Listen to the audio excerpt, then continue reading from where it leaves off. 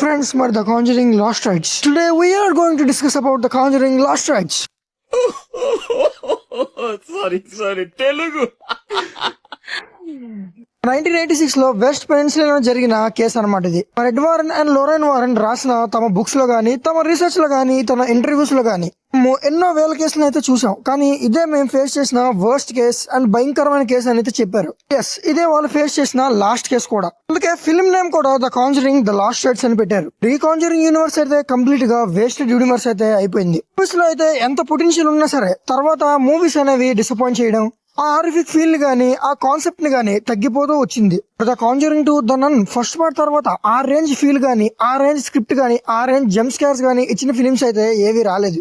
Recent గా release అయిన the నన్ 2 అయితే ఒరిజినల్ స్టోరీ అయితే కాదు, వాళ్ళే క్రియేట్ చేసి తీసింది. ఆ మూవీ కూడా హారిఫిక్ ఫీల్ ని, స్పైన్ చిల్లింగ్ ఎక్స్పీరియన్స్ ని ఇవ్వడంలో ఫెయిల్ అయితే అయిపోయింది. కాంజరింగ్ 3 కూడా కాన్సెప్ట్ పరంగా, స్టోరీ పరంగా బాగున్నా సరే ఆ హారిఫిక్, ఆ జంప్ స్కేర్ ఫీల్ ని ఇవ్వలేదు.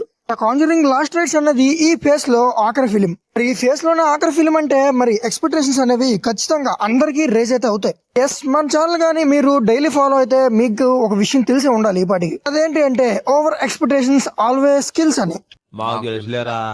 ఎటువంటి ఓవర్ ఎక్స్పెక్టేషన్స్ గానీ పెట్టుకోకుండా నేనైతే మూవీ ఫైనల్ గా చూస్తాను. మూవీ అయితే నాకు ఎలా అనిపించింది అంటే ప్రీవియస్ ఫిల్మ్స్ తో పోలిస్తే కొంచెం బెటర్ గానే అనిపించింది. ఇనిషియల్లీ ఈ ఫిలిం మీద నాకు ఇంట్రెస్ట్ కూడా లేదనమాట. ఇలాంటి ఫిలిమ్స్ కి బ్లడ్ గానీ, వైలెన్స్ గానీ, ఆ హారిఫిక్ ఫీల్ గానీ ఎక్కువ ఉన్నా సరే ఇండియన్ బోర్డు అయితే రిజెక్ట్ చేస్తుంది. కొన్ని సీన్స్ అయితే కట్ చేయమని చెప్తారు. ఈ ఫిలిం కి అయితే వాలంటరీ కట్స్ ఏమీ లేకుండా క్లియర్ ఏ సర్టిఫికేట్ అయితే ఇచ్చి రిలీజ్ చేశారనమాట. ఆ విషయాన్ని షార్ట్ వీడియో తీసి కూడా మీకు చెప్పాను, మీరు చూసారో లేదో. అది నా ఇంట్రెస్ట్ ని గ్రాప్ చేసుకుంది. ఫిలిం లో అయితే స్టార్టింగ్ నుంచే హారిఫిక్ ఫీల్ అనేది బిల్డ్ చేస్తూ వచ్చారు. నాకు ఈ మూవీలో నచ్చిన విషయం ఏంటంటే ఎడ్ అండ్ లారెన్ డీల్ చేసిన ఫస్ట్ కేస్ ని ఇలా కనెక్ట్ చేశారనమాట. ఎలా కనెక్ట్ చేశారు ఏంటి అని చెప్తే అది స్పాయిలర్ అయిపోతుంది, కాబట్టి మీరే థియేటర్ లో చూసి అయితే తెలుసుకోవాలి. నేనైతే అది ఒక పాజిటివ్ పాయింట్ గానే ఎక్స్ప్రెస్ చేస్తున్నాను.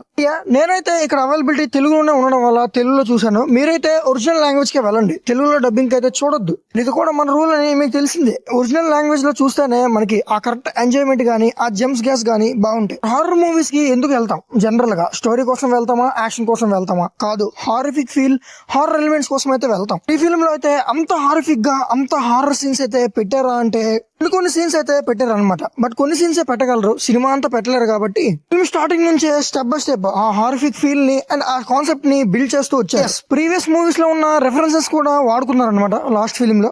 కేసు సాల్వ్ చేసిన తర్వాత ఎడ్ అండ్ లారెన్ ఎక్కడికి వెళ్ళిపోయారు, ఎడ్ అండ్ లారెన్ కి ఏం జరిగిందని కూడా బాగానే ఎక్స్ప్లెయిన్ చేశారు. ఫిల్మ్ లో జంప్ స్కేర్స్ గానీ, ఆ సర్ప్రైజ్ ఎలిమెంట్స్ గానీ లేవా బ్రో అంటే ఉన్నాయి. అది కొంతమందికి సర్ప్రైజ్ చేయొచ్చు, కొంతమందికి చేయకపోవచ్చు కూడా. ఎందుకంటే ఒక ఏజ్ వచ్చాక ఆ హారిఫిక్ ఎలిమెంట్స్ గానీ, హారర్ సీన్స్ గానీ భయపెట్టే విధంగా ఉండవు. ఒక 2-3 సీన్స్ లో అయితే ఆ జంప్ స్కేర్ గానీ, ఆ సర్ప్రైజింగ్ మూమెంట్స్ గానీ మీరు ఎంజాయ్ చేయొచ్చు.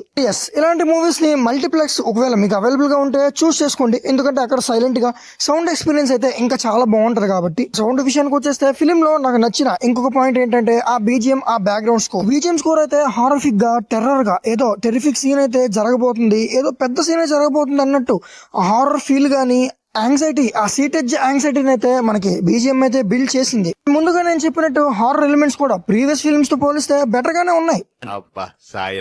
క్లైమాక్స్ వచ్చే టైంకి అయితే కొంతమంది డిసప్పాయింట్ అయితే అవ్వచ్చు. ఎందుకంటే కాంజరింగ్ యూనివర్స్ లో ఏ మూవీని మీరు గమనించినా క్లైమాక్స్ కి చాలా హారిఫిక్ ఫీల్, చాలా హారర్ సీన్స్ ని పెట్టి సీన్ అయితే ప్రొడ్యూస్ చేసే విధంగా ఎండ్ చేస్తారు. ఈ ఫిల్మ్ లో అయితే మీకు ఆ ఫీల్ రాదు. ఏంటి అవునా అయిపోయిందా అన్నట్టు ఆ ఫీల్ అయితే వస్తుంది అనమాట. పాయింట్ నోట్ చేసుకోవాల్సిన విషయం ఏంటంటే ఇది ప్రీవియస్ కాంజరింగ్ మూవీస్ చూసిన వాళ్ళకే అనిపిస్తుంది. లేదు మేము జస్ట్ హారర్ ని ఎంజాయ్ చేయడానికి అయితే వెళ్తున్నాం అని అనుకుంటే ఖచ్చితంగా మీరు థియేటర్ లో అయితే మూవీని మిస్ అవ్వద్దు. ఎస్ గైస్, ఈ రోజు రివ్యూకి అయితే ఇంతే. నెక్స్ట్ అయితే మదరాసి రివ్యూ కూడా పోస్ట్ చేస్తాను, అది కూడా చూడండి. ఛానల్ సబ్స్క్రైబ్ చేసేయండి, వీడియోని లైక్ చేసేయండి, కమెంట్ చేయడం అయితే మర్చిపోదు. మీ ఫ్రెండ్స్ అండ్ ఫ్యామిలీకి షేర్ చేసేయండి. And thanks for watching.